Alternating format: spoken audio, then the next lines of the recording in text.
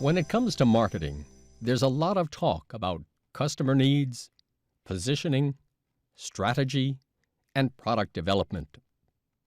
In this presentation, we will show how MARKSIM'S methodology can fit all these requirements together in one single application. In this use case, we will show how to identify a market niche, find a target group and create a product for them, ensure that this product won't cannibalize your existing portfolio.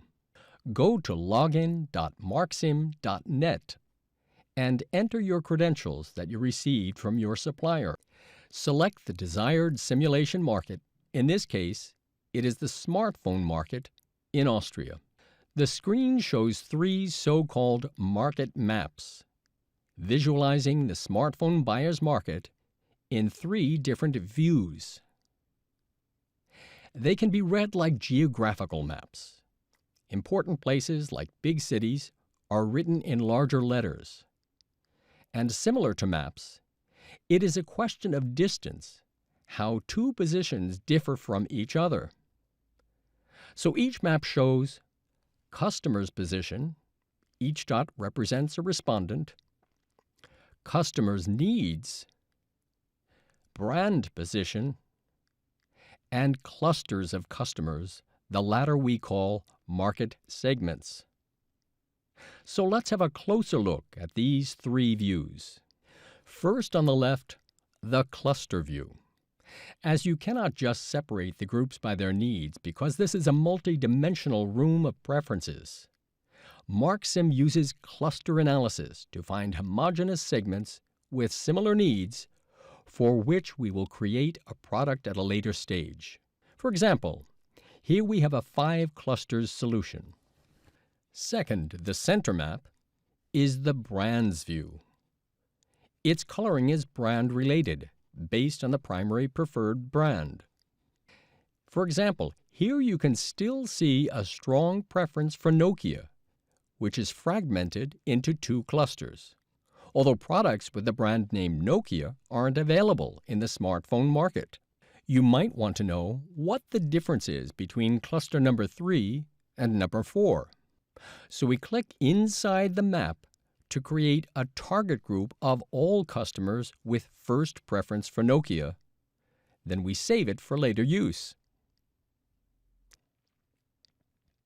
Finally, we have the third view, the customer's needs view, showing the differing preferences for product features.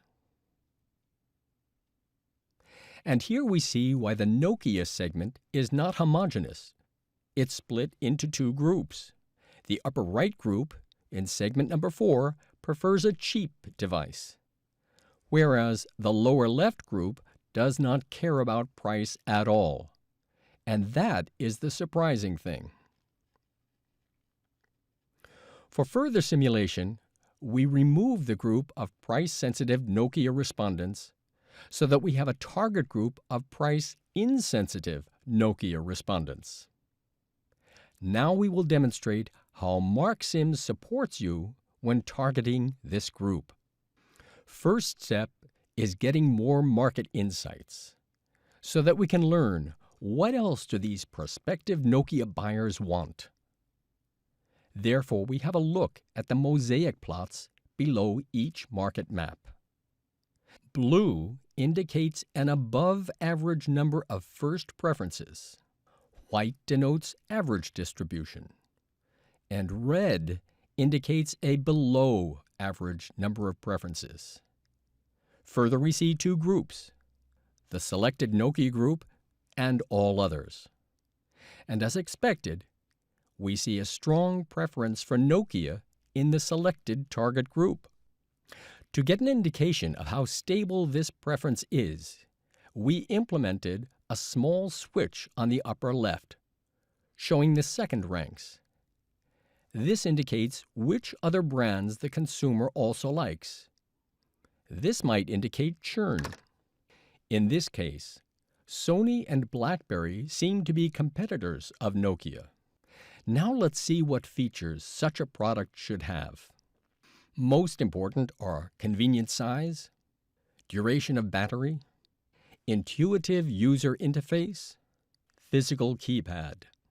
So, what have we learned so far? MARKSIM'S unique market maps visualize your market, showing brands' positions, customers' positions, and customers' needs. Built-in cluster analysis identifies groups with homogeneous preferences, also known as market segments. Now we are going to create a product for the Nokia non-price sensitive target group and see how it will perform. Therefore, we will use MARKSIM'S market simulation. Here we see a set of already entered products and their market shares within each segment. You remember? Segments are not defined manually, but by clustering of preferences. We enter a name for the new product, for example, Nokia X1000. Then we define the product parameters and press the simulation button and finally get the result within a few seconds. As we can see in the pie charts, the newly created product will be successful in the total market with a share of 25%. Now let's see its performance in the Nokia target group. 51%. This means that we perfectly hit the target group. Let's see how stable this result is and who is competing with our new X1000. In total market, as well as in the Nokia target group, the new Nokia X1000 is outstanding in its combination of features. The next competitors are the iPhone and Samsung products.